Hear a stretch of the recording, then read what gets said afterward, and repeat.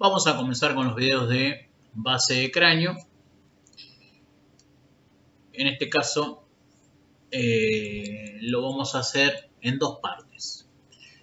La parte 1 consiste en hablar de estructuras y agujeros de la base de cráneo desde endocráneo, y la segunda parte lo mismo, pero una vista desde exocráneo. Para entender un poquito lo que es base de cráneo, vamos a tener que el cráneo se divide en bóveda y base. Y la línea que va a dividir en bóveda y base va a comenzar en la parte anterior, en la glabela, que es la unión de los dos arcos supraciliares. Recuerden que 1 centímetro por debajo vamos a tener el otro punto craniométrico, que sería nación. Luego le continúa el arco orbitario, seguido por la apófisis orbitaria del frontal, luego la rama ascendente del malar. Después vamos a tener la rama horizontal del malar, apófisis cigomática del temporal, cresta temporal, después línea occipital, línea curva occipital superior y por último protuberancia occipital externa. Vamos a tener que la base de cráneo desde endocráneo se va a dividir en tres fosas, anterior, media y posterior. Dos líneas van a dividir al endocráneo en tres fosas. Las líneas serían: la más anterior de todas va a pasar por las alas menores del efenoides, van a continuar por el tubérculo pituitario o tubérculo de la silla turca, ¿sí? Y luego por el ala menor del lado contrario.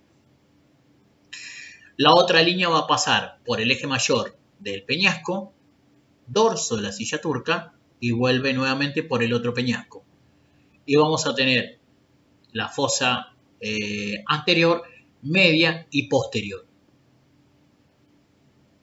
limitadas por esas líneas que recién nombré.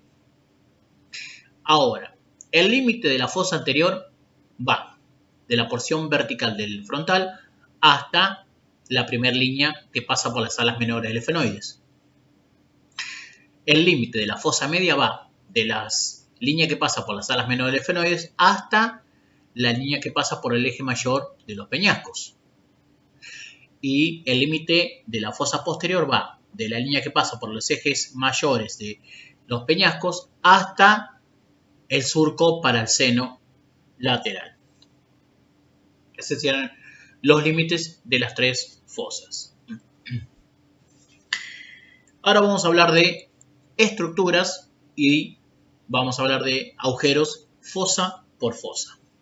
Con respecto a las estructuras de la fosa anterior, tenemos en primer lugar la apófisis crista galli, que la apófisis crista galli va a estar encima de la lámina cribosa del etmoides.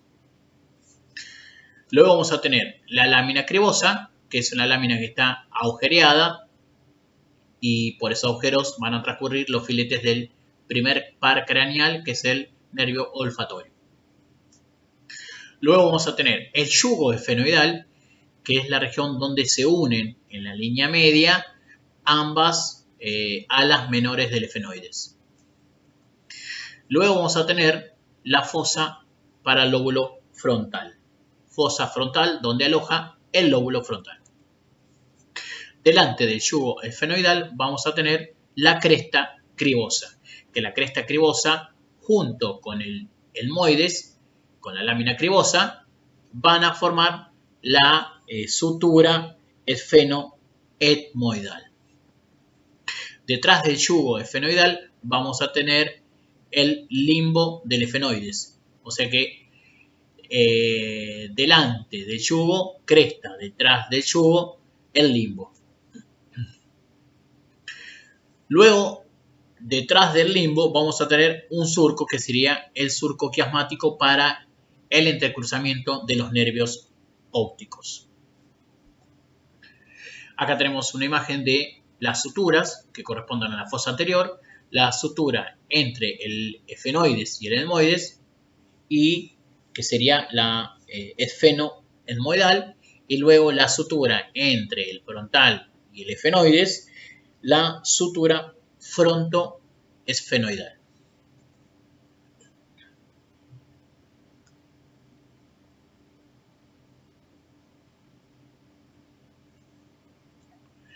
Con respecto a los agujeros de la fosa anterior, vamos a tener el agujero ciego.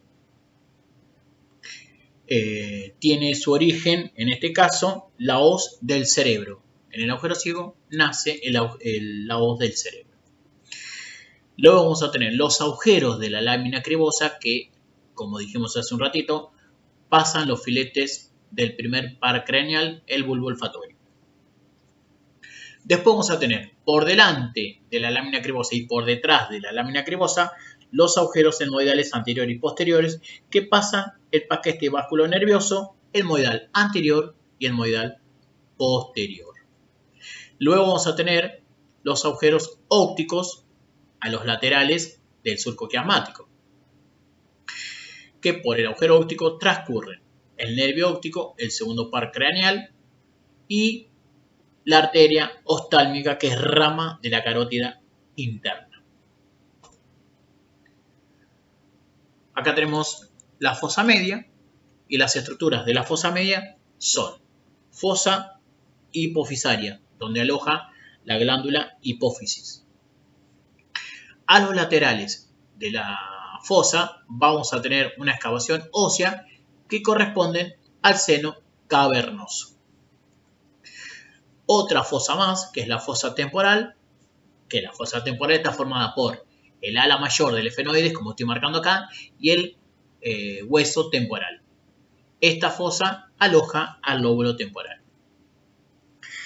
Luego vamos a tener el dorso celar, pero en la parte anterior, porque la parte posterior corresponde a la fosa posterior. Debajo de la fosa para el seno cavernoso vamos a tener la fosa para el ganglio de Gasser. Recuerden que el ganglio de Gasser sería el derivador del nervio trigémino. Con respecto a los agujeros de la fosa media, vamos a tener desde anterior hacia posterior la hendidura esfenoidal. Recuerden que la hendidura esfenoidal está tapizada parcialmente por una prolongación del tendón de Sim, la prolongación externa del tendón de Sim. Entonces, voy a tener estructuras que pasan por la hendidura y por dentro del tendón, y estructuras que pasan por la hendidura y fuera del tendón de Sim. Las que pasan por la hendidura y dentro del tendón de Sim serían motor ocular común, motor ocular externo, nervio nasal, y solamente esos tres van a pasar por la hendidura dentro del anillo Sim. Y los que pasan por la hendidura y fuera del anillo Sim, el nervio patético, nervio frontal, lagrimal, nervio oftálmico, que sería el B1, el par craneal, la rama del trigémino, la rama número 1, la superior del nervio trigémino, y por último la vena oftálmica. Luego hacia posterior continúa el agujero redondo mayor, donde pasa el nervio maxilar superior, que sería el B2. Continuamos hacia posterior, tenemos el agujero oval, donde pasa el nervio mandibular y la arteria meningia accesoria, sería el B3. Continuamos el agujero espinal o redondo menor, que transcurre la arteria y vena meningia media. Hacia adentro de esos tres agujeros tenemos el canal carotidio, donde transcurre la arteria carótida interna, que sería la porción petrosa. En el extremo del canal carotidio tenemos el agujero rasgado anterior, donde transcurre el nervio vidiano. Después vamos a tener hiatos del nervio petroso, donde pasa el nervio petroso mayor. Vamos a las estructuras de la fosa posterior. Tenemos clivus. Recuerden que el clivus o rampa basilar está formada por la porción basal del occipital y la lámina cuadrilátera del efenoides.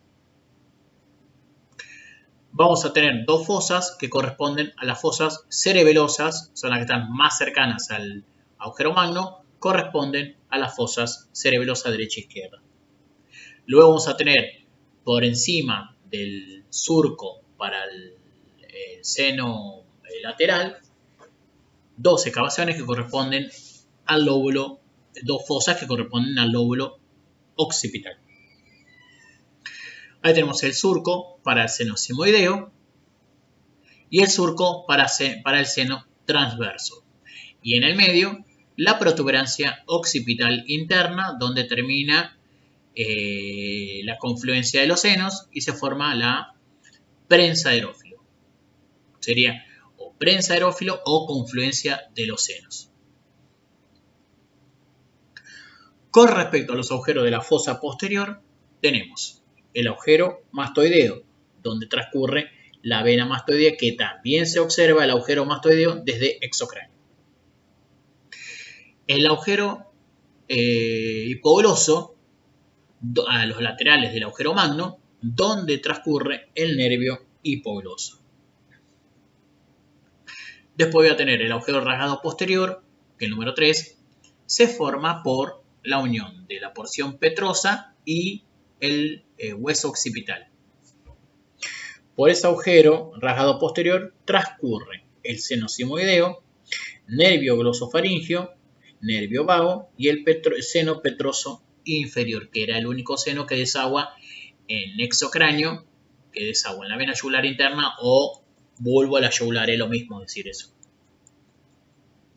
Después tenemos el conducto auditivo interno en la parte posterior y superior del peñasco, donde transcurre el nervio facial bis o de Reisberg, el nervio auditivo y la arteria laberíntica.